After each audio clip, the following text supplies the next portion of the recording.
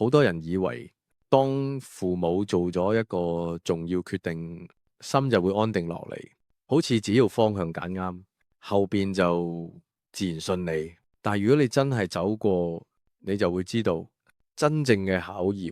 往往係由嗰一刻先開始。因為當你決定繼續行呢條路，你慢慢會發現你付出嘅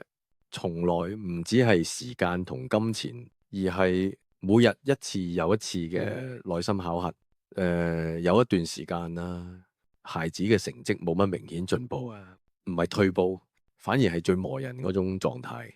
你睇到佢有努力，你知道佢冇偷懶啊，但係結果就好似刻意遲到，唔理又唔完全唔理。每一次訓練完呢，我都要提醒自己一樣嘢：今日唔好急住講嘢，唔係因為我冇意見，而係因為我好清楚，如果我一開口，好多時只係將自己嘅焦慮轉交俾孩子。最考驗父母內心嘅，其實唔係輸一場比賽嘅，而係一直都冇贏㗎，連續幾場名次差唔多，計時標上嘅數字，好似得到停喺嗰度，嗰種感覺呢，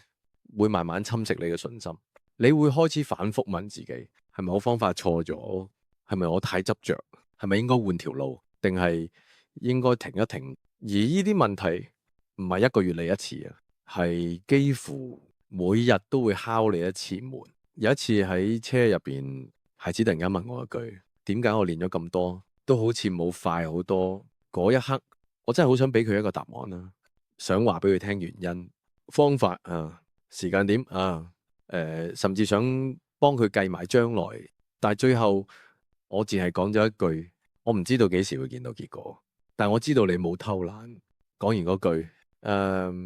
反而係我自己先安靜落嚟啊。後來先慢慢明白吓，父母真正嘅付出唔係替孩子解決晒所有問題，而係喺睇唔到成果嘅時候，仍然願意陪喺佢身邊。內心唔係等孩子變好先存在，而係喺仲未見到改變之前，唔急住否定佢，亦唔急住否定呢條路。講真而家嘅我都仲會着急，都仲會懷疑，有時夜深都會問自己：我係咪真係做啱？但係至少就我學識咗件事，孩子係學緊堅持，而我喺學緊唔搶佢嘅過程，唔提早替佢下結論啊，陪伴孩子長大嘅價值，好多時唔係喺佢突破嗰一刻先出現，而係喺嗰啲冇掌聲、冇冚彩，甚至有啲失望嘅日子入邊。父母揀留低，唔係因為你確定結果會好啊，而係因為你知道呢一刻離開對孩子嘅傷害一定大過任何一次輸。呢條路呢，從來都唔係只有孩子喺成長啊，有時候父母先係被訓練得最耐、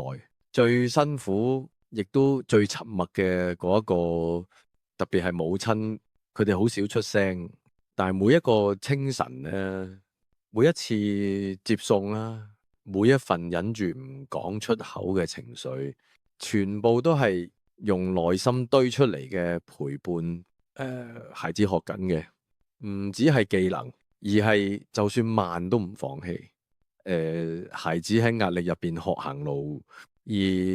父母喺壓力入邊學沉默。唔係選一條咧最風光嘅路，而係選一條你願意陪佢行到尾嘅路。最後我想講一句，俾所有正在陪孩子行緊呢條路嘅家長，你嘅付出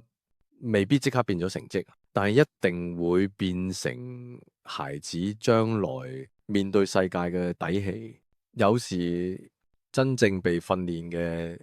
唔係孩子，而係學識點樣唔急、唔催、唔放棄嘅父母。如果大家有興趣了解更多，歡迎加入我哋頻道。